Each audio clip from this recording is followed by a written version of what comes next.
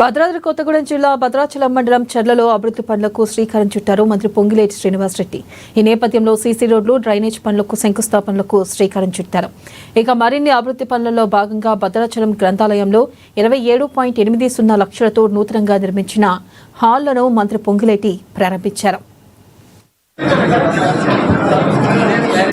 రాష్ట్ర వ్యాప్తంగా రాష్ట్ర ఆర్థిక పరిస్థితి బాగలేకపోయినా పేదవాడికి భరోసా ఇచ్చే దాంట్లో, పేదవాడికి భద్రతను కల్పించే దాంట్లో ఎక్కడ రాజీ పడకుండా అన్ని సంక్షేమ కార్యక్రమాలు గతంలో ఏవైతే ఇచ్చారో వాటిని తగ్గించకుండా అవసరమైతే కొన్ని చోట్ల పెంచి గతంలో లేని కార్యక్రమాలను కూడా, ఉదాహరణకి పేదవాళ్ళ పిల్లలకి డైట్ ఛార్జీలు ఇచ్చే దాంట్లో కానీ, పేదవాళ్ళ ఆడబిడ్డల కూతుళ్ళకి కాస్మెటిక్ ఛార్జీలు ఇచ్చే దాంట్లో కానీ మా మేనిఫెస్టోలో పెట్టకపోయినా పేదవాళ్ళకి మంచి జరిగే దాంట్లో ఆర్థికంగా ఇబ్బంది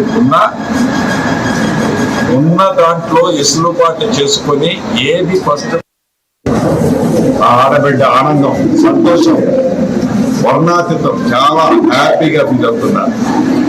అంటే ఇందిరమ్మ ప్రభుత్వం అంటేనే